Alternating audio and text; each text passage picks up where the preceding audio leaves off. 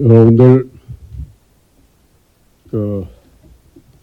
지난 한 반년 이상 얼마나 놀래고 또 때로는 기뻐하고 그러셨습니까?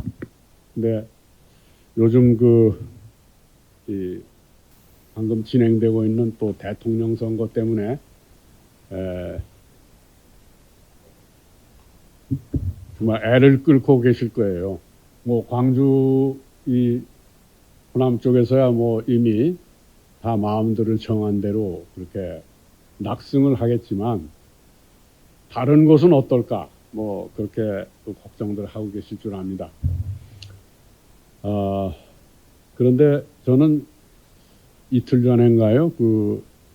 이재명 후보의 후보 수락 연설입니까? 그것을 보면서 백낙정 선생이 이런 말씀을 했어요. 야, 사람 하나 잘 골랐다. 인물 하나 났네. 김대중 의원 최고다. 뭐 그런 말씀을 하시더라고요. 뭐 그런 원로의 그런 말씀, 오랜 세월에 걸쳐서 우리 정치나 인물들을 보고 느낀 거를 그렇게 표현하시겠는데, 백낙장 선생이라는 분이 좀 짠 분이거든요. 아주 짜고 매서워요. 근데 그분 입에서 그런 말이 나오는 걸 보고, 야, 정말 사람 잘 골랐나 보다. 뭐 그런 생각이 들었습니다. 그렇다고 낙관만 할 수는 없지 않습니까? 내란 세력을 비롯해서 기득권을 유지하려는 세력들은 온갖 지금 없는 재주 넘기까지 막 보이고 있잖아요. 마치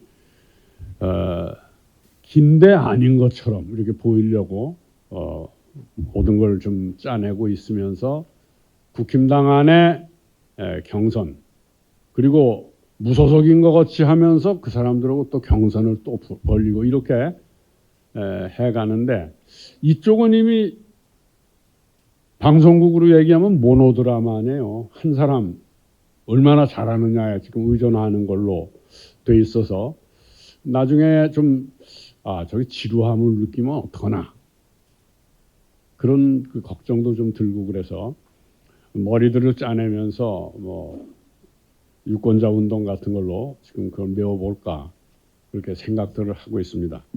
근데 이재명 후보의 행보를 보면서 상대방의 의표를 찌르는 그런 행보를 하고 있는 것 같아요. 우리로서는 좀 너무 의외여서, 야, 저게 우리가 뽑은 후보야? 뭐 이런 또 걱정을 하는 분들도 있을 텐데, 그거는 우리는 믿고, 우리는 자기가 어떻게 걸어가든 믿고 상대방의 허점이나 상대방의 의표를 찌르는 그런 행보를 하고 있는 게 아니겠나. 그래서 저는 그렇게 생각을 합니다. 저는 오늘 당연히 이제 항상 대통령 선거가 되면은 화제에 오르는 것이 한반도 문제를 어떻게 다뤄야 될까, 이런 것이 가장 큰 관심이었잖아요. 근데 올해는 그거는 좀 뒤로 밀리고 딴 얘기, 경제 위기가 어떻게 되느냐, 트럼프의 관세 정책이라든지 또 미국의 경제 정책이 얼마나 우리들에게 피해를 줄까, 그걸 피해 나갈 수 있겠느냐, 뭐 이런 쪽으로 관심이 쏠리면서, 다시 말하면 이재명 후보가 얘기하는 먹사니즘, 먹고 사는 문제를 어떻게 해결할 것이냐, 이쪽으로 주의가 다 몰리고 있는 것 같습니다. 그럼에도 불구하고 얼마 전까지만 해도 윤석열의 전쟁을 해도 좋다, 북을 어떻게든지 전쟁을 통해서라도 무너뜨리겠다, 그리고 남북의 화해평화 공존 이런 것을 지지하는 우리 국민들 속에서 그 열망을 마치 그걸 반국가 세력이라고 몰아세워서 쓸어버리겠다, 이런 정책을 취했단 말이에요. 그것을 겨우 뭐 윤석열 자신이 제도끼로 제 발등을 찍은 감이 있지만 우선 탄핵을 시켜버리고 민주당과 국힘당 그리고 이재명과 그 누군지 모를 시덥지 않은 인간하고의 양자 대결 구도로 가게 되면서 일반 국민들, 특히 중도라고 얘기하는 사람들의 이미 상당수, 60, 70%의 판단을 이미 얻어놓고 있는 거란 말이에요. 그래서 전체적으로는 이번 대통령 선거가 뭐 여러분들이나 저나 똑같이 판단하고 있는 거지만 우리 1945년 해방 후, 6.25 전쟁 후 여러 번 대통령 선거를 치르고 그랬지만 시대 대격변기에 치르는 대통령 선거로 이번 대통령 선거 승패가 우리 현대사를 결정짓는 변곡점이 될 것이다. 아마 이런 생각은 다들 하고 계실 거라고 봅니다. 그래서 저는 이번 대통령 선거가 참 이런 그 토론회장에서 드릴 말씀하지만 무조건 이기지 않으면 안 된다. 이건 뭐 다른 무엇도 생각할 수가 없다. 내란을 종집을 끝내고 다시는 이런 그 엉뚱하게 국민들을 무시하고 죽이려는 이런 세력은 꿈도 못 꾸게 압도적으로 이겨서 아직도 냉전 시기에 그 기득권에 연연하면서 그것도 우리 역사를 친일로까지 되돌리고 그야말로 별것 아닌 이 건국 시기에 외세의 개입에 의해서 남북이 분단되고 한국이 수립이 되긴 했지만 이제는 이 역사를 이 격변기에 바꾸는 시기에 중요한 선거가 이번 대선이다. 이건 우리가 선택의 여지가 없이 이젠 압도적으로 이기지 않으면 안 된다. 이렇게 생각을 합니다. 그래서 저는 왜 이 대통령 선거가 중요하고 대격변기라고 우리가 얘기를 할 수밖에 없나.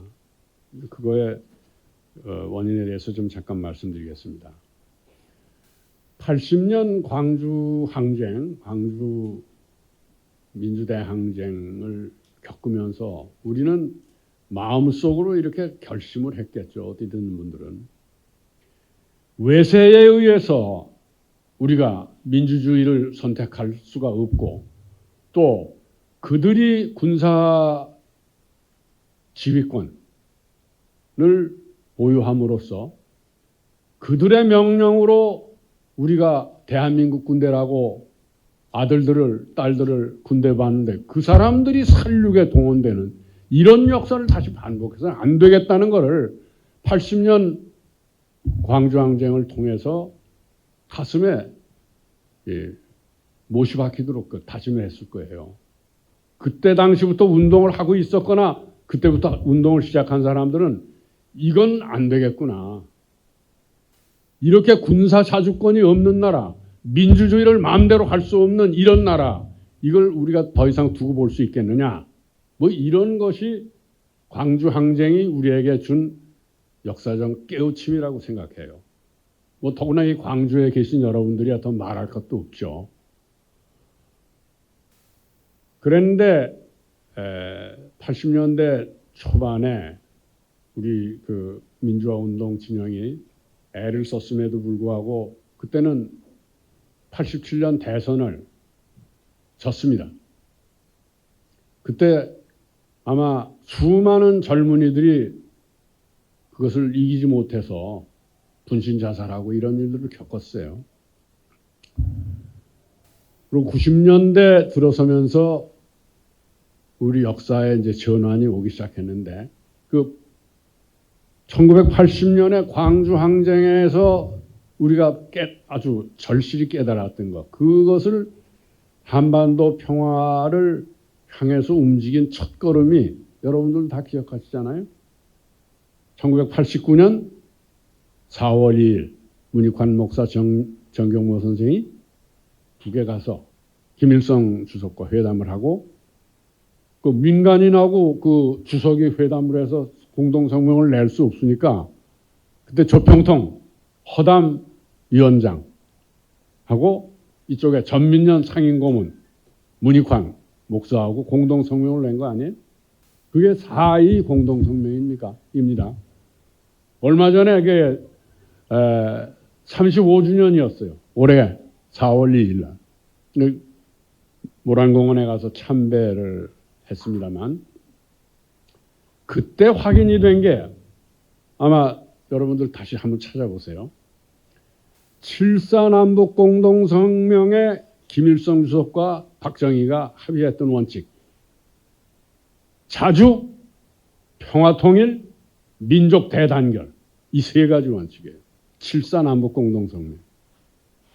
굉장히 중요하잖아요. 자주, 평화통일, 민족 대단결. 그걸 김일성 주석과 문 목사님이 정경모 선생님이 합의를 하면서 앞으로 남북 관계는 그 세 가지 원칙에 의해서 끌고 간다. 이런 거였습니다.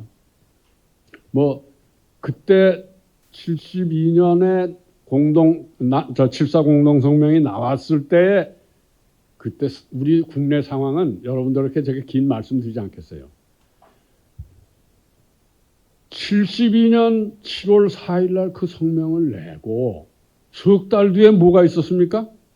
유신 체제가 있었던 거예요. 북쪽도 그때까지 수상 이랬다가 주석제로 바꿨잖아요. 양쪽이 다 권력을 강화했습니다. 그 7.4 남북 공동성명을 활용을 해서 그랬단 말이죠. 그러나 그때 아무도 우리 안에서는 그거에 대해서 찬반 얘기를 할 수가 없었어요. 좋은 얘기인데 세 가지가 유일하게 장준하 선생이 그걸 찬성을 했습니다. 아마 여러분들 기억이 없을 거예요. 그것 때문에 장준하 선생이 독재에 아부했다고, 그렇지 않을 사람이 그걸 받아들였다고 얼마나 비난을 당했습니까? 그리고 72년에 7.4 공동성명서부터 유신이 난 10월 17일까지 그게 통일론의의 열린 공간이었습니다. 그래서 그때 함석헌, 장준하, 천관우, 박형규, 이런 사람들, 저희 김수환, 추기경, 이런 분들이 통일 논의를 처음 시작했어요. 그리고 CR의 소리에 그분들 토론회가 실리게 되고, 그리고 천관우 선생이 창조에서 나온 천주교에서 나온 창조라는 잡지가 있었어요. 김수환, 추기경이 발행인이었어요. 그분 그 발행의 창조 잡지에 천관우 선생이 복합국가론이라는 걸 발표합니다. 복합국가론이 바로 이 국가연합이나 혹은 연방제 혹은 영국식의 식민통치 방식이었던 커먼웰스, 이게 다 복합국가론이에요. 그 얘기를 썼어요. 그리고 거기 결론으로 뭐라고 그랬냐면은 연방제든 국가연합이든 커먼웰스든 우리 통일과 우리 민족이 하나 되는 게 도움이 되는 일에는 누가 발표했든 무슨 상관이냐, 이런 얘기를 했어요. 그건 바로 국가보안법감이거든. 김일성이 1960년에 고려연방제를 발표한 거 아니에요. 그걸 찬성한 거라고. 그런데 지가 먼저 김일성하고 의사소통을 했으니까 천관우가 그런 글을 썼어도 잡아들이질 못했어요. 그리고 바로 10월 17일 날 유신이 되면서 통일론은 다시 아무것도 못합니다. 1961년 그 5.16 군사 쿠데타가 일어나서 정권을 잡은 이후에 72년 7.4까지 통일론이라는 게 없었습니다. 그걸 조금만 얘기를 하면 통역당, 무슨 당 해가지고 다 잡아들였던 거예요. 그래서 그 72년 석 달여 동안에 열린 공간, 거기에서 그나마 통일론의 물꼬를 텄던 분들이 이게 홍남순 변호사님이나 이런, 그때 우리로선 제야 어른들이라고 그랬던 분들이 통일론의 물꼬를 텄습니다. 그게 아주 소략하게 기록으로 남아 있어요. 지금도 통일 문제 논의하는 사람들이 그때 그 제야 인사들이 김동길 선생 같은 사람까지 그런 일에 봉사했던 것을 참조하고 있습니다. 그런데 이것이 어떻게 해야 되냐면 4.2 문육환 김일성 합의에 의한 1989년 4.2 공동성명으로 이어지고 그것이 바로 어디로 연결돼요? 6.15로 연결되는 거예요. 그러니까 이 냉전 시대에 이 통일론의 물꼬를 텄던 게 74년에 그때 일과 89년에 문익환 목사의 그런 그 일과 그러고 건너뛰어서 그 김정일과 김대중 6.15 남북 공동성명으로 이어지는 겁니다. 그리고 그 다음에 노무현 대통령의 14선언 그리고 문재인 대통령의 9.19 남북 합의, 군사 합의. 이거를 윤석열이가 다 깡그리 뭉개버린 거예요. 그리고 전쟁으로 하겠다고 한 거 아닙니까?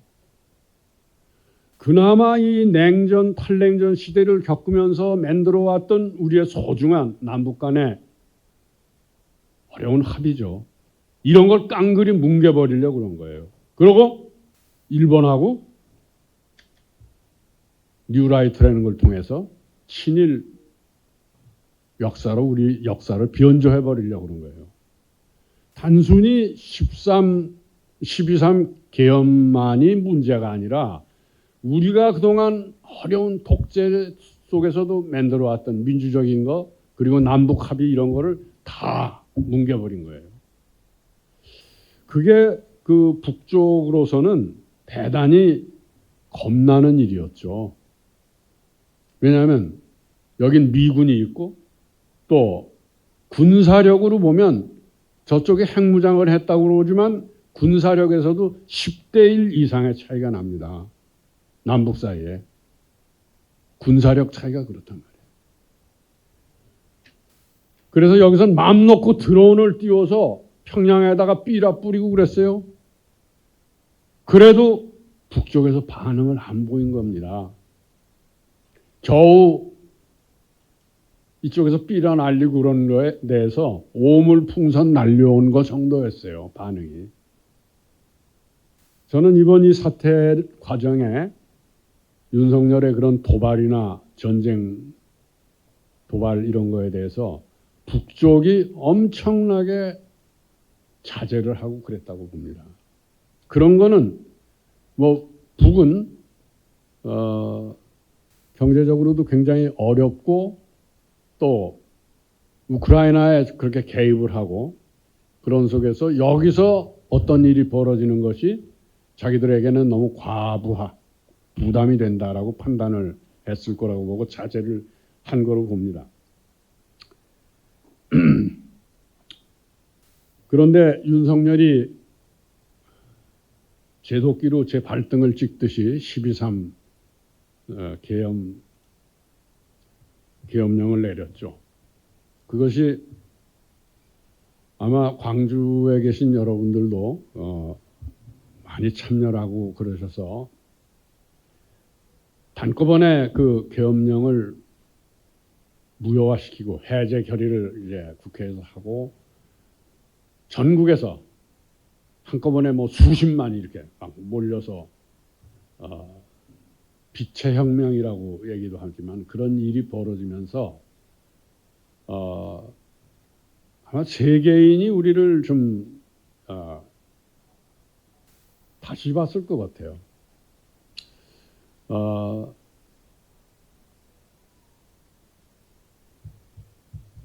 어떻게 보면은 그 광주 항쟁을 그렇게 처절하게 우리가 겪고 87년 6월 항쟁에서부터 평화 시위나 이런 걸 통해서 정권을 바꾸거나 뭐 집권 세력을 바꾸거나 이런 일이 반복돼 왔잖아요.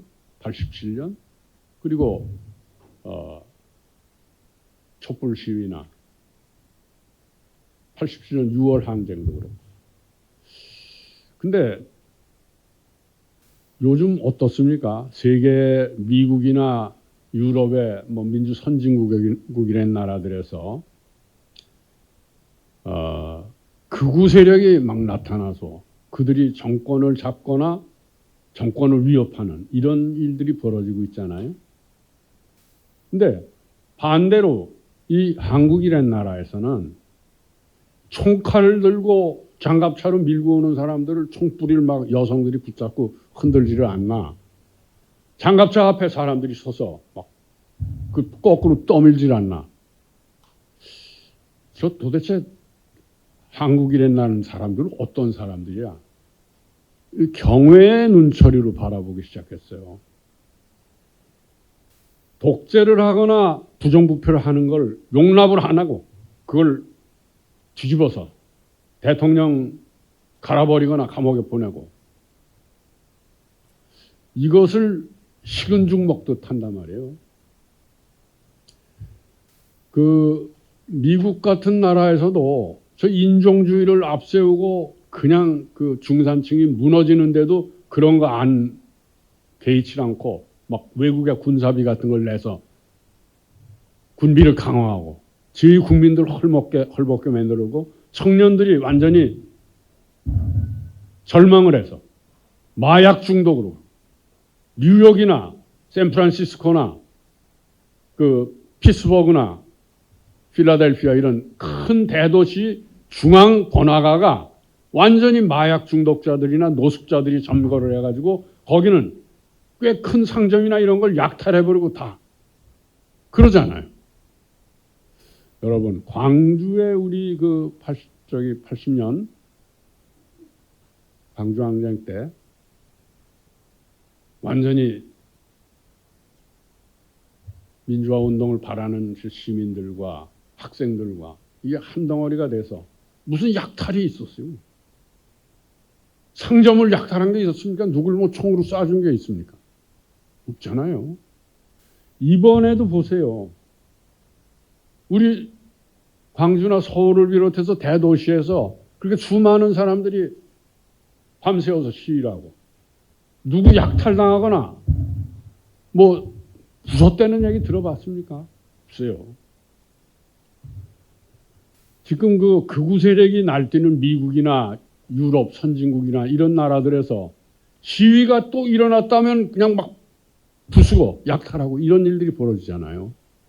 근데 그들이 볼 때 이 한국의 이 평화 시위 이런 걸 통해서 군인들 쿠데타로 동원된 군인들이나 경찰하고 부딪히지 않고 죽이지도 않고 쏘지도 않고 시민들이 어디 약탈하지도 않고 오히려 자기들 돈 내서 선결제 해가지고 시위하는 사람도 밥 먹이고 커피 마시게 하고 그 농민들 트럭 다 타고 그 서울로 진입할 때 영하 15도 되는 속에 그들에게 담요를 가지고 버스를 빌려서 뜨뜻한 버스에 그 농민들 몸놀이라고 도대체 그런 일이 세계 어느 나라에 있냐고 이런 걸 보고요. 미국이나 유럽 사람들이 한국을 주목하라 그러는 겁니다. 민주주의의 새 역사를 한국 사람들이 쓰고 있다. 민주주의의 명예혁명을 현대 한국에서 그 명예혁명의 역사가 쓰여지고 있다. 이렇게 얘기를 하는 겁니다. 그리고 지금 우리처럼 식민 치하에서 고통당하고 이랬던 사람들이 글로벌 사우스라고 그래서 브릭스라고 그러죠. 그런 나라들에서 지금 중국, 인도, 러시아 이런 나라 그 인도네시아라든지 이런 나라들이 중심이 돼서 뭐 우리가 흔히 얘기할 때 제3세계라기도 하고 혹은 뭐 글로벌 사우스라는 말로도 쓰고 그러는데 그런 나라들에서 이 독재에 시달리기도 하고 부정부패에도 시달리기도 하는 그런 제3세계 나라들의 시민들이 우리를 볼 때 얼마나 부럽겠어요. 아, 우리도 한국처럼 됐으면 좋겠다. 우리도 한국에서처럼 군대나 경찰이 폭력을 쓰지 않고 평화적인 시위를 하면 군대가 물러나주고 이런 나라가 됐으면 좋겠다. 그러지 않겠어요? 그러니까 민주주의의 선봉에 서서 오늘날이 있도록까지 만들었던 미국이라든지 영국, 독일, 프랑스나 네덜란드, 심지어는 뭐 복지의 천국이라고 그랬던 스웨덴, 노르웨이, 핀란드 같은 나라, 그런 나라들에서 극우 세력이 지금 다시 정권을 잡고, 왜냐하면 그 나라들은 인종주의 때문에 그래요. 아프리카나 중동이나 이런 나라 사람들이 글로 그 내란이나 전쟁 이런 것 때문에 유럽들로 밀려들잖아요. 그 나라 때문에 인종주의 두려워서 복지를 줄이고 그 극우 세력들이 날뛰는 거예요. 그런데 그 서구의 유럽의 그 민주주의 선진국이나 지금 민주주의를 얻으려고 막 애를 쓰는 이 제3세계 나라들에서 한국을 볼 때 유럽의 그 앞선 나라들 입장에서도 야, 참 저 이상한 나라다. 존경스럽다. 이렇게 바라보기도 하고. 이 제3세계 브릭스 국가들은 어떻게 하면 우리도 한국 가서 좀 배울까? K-팝. 조금 더 나가면 K-폴리틱스. 한국의 정치혁명. 이런 걸 좀 배우고 싶은 겁니다.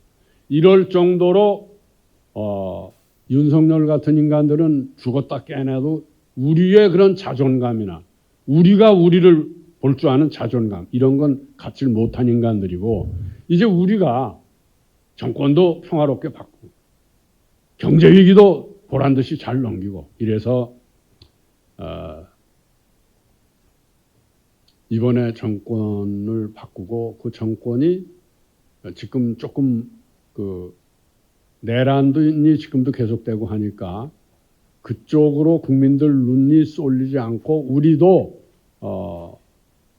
중도 보수 정도 세력들과는 함께 할 거라는 거를 지금 후보 행각을 후보의 발걸음을 통해서 보여주고 있지 않는가 이렇게 생각해서 너무 섭섭해하지 마시라 이런 말씀을 좀 드리고 싶습니다. 제가 오늘 얘기하려는 주제는 바로 이렇게 오늘을 시국을 보는 눈이 어때야 되는가 이런 점을 좀 말씀드리려고 하는데 벌써 시간이 강의 시간으로는 거의 다 된 것 같아요. 근데 이제 몇 마디 말씀만 더 하고 끝내겠습니다. 원고를 참조하세요 나중에. 저는 해방 뒤에 그 분단이 되고 좌우 대립으로 분단이 되고 전쟁을 치르고 독재를 치르고 가난을 극복하려고 그러다가 사실은 87년 6월 항쟁서부터 본격적으로 민주주의 혁명을 계속해왔다고 봅니다. 80년의 그 희생을 치르면서 그렇게 깨어난 거죠. 그리고 99년에 남북 간에 터지면서 그 2000년에 6.15 공동선언이 있고 노무현 대통령 때 14 선언이 있고 뭐 문재인 대통령 때 부족하지만 9.19 합의 이렇게 되면서 남북 간에 그걸 쌓아왔다고 봐요. 그게 무슨 그걸 뭐라고 표현해야 되냐? 저는 그 원형이 1945년부터 돌아가실 때까지 47년까지 실천했던 목량 여운형 선생의 좌우 합작 노선이라고 봅니다. 좌우 합작 노선. 남북 대화라는 게 뭐예요? 좌우 합작이에요. 남쪽은 뭐라고 그래도 우입니다. 여기는 주도권을 잡은 게. 그런 것에서 주도권 잡은 그 보수 세력을 설득하고 해서 남북 대화를 해가는 그 과정이 이렇게 가다가 멈추고 조금 가다가 또 멈추고 이러면서 이때까지 온 거예요. 그 정신은 목량 여운형이에요. 저는 그래서 결론상하 여러분들에게 이런 말씀 드리고 끝낼게요. 2045년이 뭡니까? 해방 100년이에요. 참 벌써 해방 100년이라니 이게 우리는 그동안 뭐 했나? 왜 가슴에 얹고 가끔 생각을 해봅니다. 역시 2045년 이르기 전까지 지금 80년이에요. 올해가 해방. 이 80년 될 때까지 뭐 했나 생각을 하면 매일 발등에 떨어진 불 끄느라고 볼 일 다 본 것 같아요. 제대로 할 일 계속 못하고 그렇잖아요. 민주주의 좀 되려고 그러면 또 윤석열 비슷한 인간들 나타나서 또 뭐 쿠데타하고 뭐 이러고 또 쿠데타 당하고도 발전을 안 했냐. 또 백성들이 애쓰고 그래서 경제도 이렇게 좀 나아지고 그런 거예요. 민주주의도 안 나아진 것 같아도 조금씩 여기까지 왔고 그런데 이제는 발등에 떨어진 불만 끄고 앉았기에는 우리 국민들의 인식이 그만큼 높아졌거든요. 전 그래서 올해서부터 2045년 해방 100년 될 때까지는 최소한 무슨 청사진 같은 거라도 만들어 놔야 될 거 아니냐 이런 생각을 하는 거예요. 이젠 절대로 이번에 정권 교체를 하면 2025년 정권 교체를 하면은 2045년까지는 쭉 가야 되겠다. 뭐 그 이후에도 가야 되겠지만 민주주의 정권으로. 이 민주주의 정권이 2045년까지 해야 될 일은 뭐냐? 전 통일 소리 좀 안 했으면 좋겠어요. 평화공존. 그리고 지금 미국과 일본까지 조선하고 국교 수립을 하겠다고 앞에 나서잖아요. 좋다. 너희들 해라. 우리도 북하고 국교 수립을 하겠다. 외교관계를 갖겠다. 똑같은 유엔 회원국인데 왜 안 해야 돼? 우리도 마지막 남은 미수교국인 시리아와 얼마 전에 했어요. 뻔뻔스럽게 왜 그걸 마지막 남은이라고 그래? 마지막 둘째 번이지. 북하고도 수교를 해야죠. 똑같은 유엔 회원국인데. 다만 그 전에 해결해야 될 일은 헌법 제3조에 대한민국 영토는 한반도와 그 부속도서를 한다. 이건 뭐냐? 북을 먹겠다는 얘기예요. 그렇잖아요? 같은 유엔 회원국이면서 자기 헌법에 어떻게 똑같은 유엔 회원국인 북을 먹겠다라는 걸 공포를 해놨냐고? 그건 바꿔야 돼요. 헌법 개정하는데 그거 하면 또 야단 나겠죠. 뭐 대한민국을 뭐 북에다 남겨주려고 너희들 그런 건 아니냐 뭐 이러고 할 거예요. 그런데 설득을 해야죠. 민주정부 안에서. 그리고 북과 미국과 일본이 수교하는데 우리는 왜 북이 아니지 조선과 왜 수교를 안 하냐. 저는 2045년까지는 평화공존을 우리 안에 내재하고 그건 뭐냐. 서로 적대감을 안 갖는 거예요. 국가보안법 없애는 거예요. 그때까지. 정전협정을 평화협정으로 만드는 겁니다. 북과. 그리고 한미 상호방위조약은 뭐 북도 러시아나 중국하고 무슨 그걸 하고 있으니까 국가보안법 같은 악법은 없애버리고 한미 상호방위조약도 군사주권 같은 걸 미국에다 내맡기는 한미 상호방위조약을 어떻게 그때까지 두고 있냐고?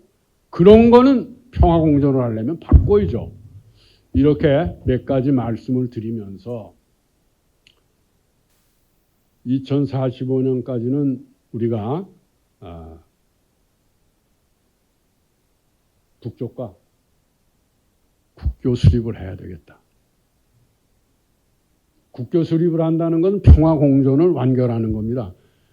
중국, 러시아는 대한민국과 미국과 일본은 북한과 남북 간에도 외교관계 수립을 하면은 한반도 중심으로 평화구조를 만들려는 겁니다. 그리고 마지막 한마디는 2045년 이후에 남북이 합의하는 그 시기에 국가연합이든 연방제든 뭐 다른 어떤 것이든 하나가 되는, 남북이 하나가 되는 그런 논의는 2045년 이후에 한번 하자. 뭐 이런 청사진이라도 좀 채워놓고 살자. 매일 발등에 떨어진 불만 끄지 말고 아이 정권 좀 오래 좀 잡아서 민주정권이 잡고 한반도의 평화구조를 좀 정착시켜보자. 뭐 그건 뭐냐면 몽양 여운형 선생의 좌우 합작 원칙을 실천하는 것이다. 뭐 이런 말씀으로 제 얘기를 끝내겠습니다. 감사합니다. 저도 60년대 초에 군대 가서 3년 복무하고 온 사람인데요. 저는 의무로만 생각을 했지 국가에서 그런 거에 대해서 뭘 혜택을 주거나 그런 건 생각을 못하고 살았어요. 예, 그냥 의무만 있고 이제 그런 셈인데요. 갈수록 인구는 줄어들고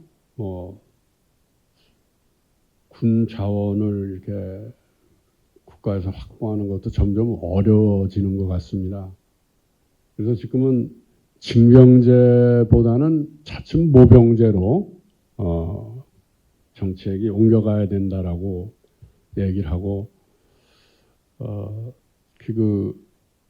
군을 이렇게 군 의무를 한 사람들에 대해서는 뭔가 제도적으로 좀 이렇게 우대를 해야 되는 게 아니냐라는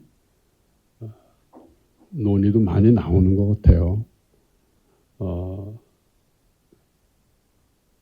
사실 제가 군 복무할 때 처음 월남 파병을 시작했거든요. 그때도 어려운 사람들이 많이 갔어요. 막 끌려가고 그러는 시경이었는데 저희들은 그 학교를 다니다가 군대를 갔기 때문에 학업을 마쳐야 된다는 이유로 나 안 간다라고 그러면 빼놔줬어요. 그때 많이 죽었죠. 가서 다치고 죽고 지금 고엽제로 피해를 당해서 지금도 뭐 많은 사람들이 고생하고 있는데 그런 사람 정도는 지금 국가에서 고엽제 피해 당했거나 전상을 입은 사람들 또 세상 떠난 분들에 대해서는 특히 월남 참전했던 분들 경우에는 좀 이렇게 배려를 해주고 있는 것 같은데 일반 병이나 이런 데 갔다 왔거나 이런 사람들은 아주 어려워요 지금도. 네. 지금 아마 앞으로 민주정부가 들어서면은 그런 문제도 아주 뭐 이렇게 많은 지원은 아니래도 그런 거 해줘야 된다고 생각합니다. 좀. 네.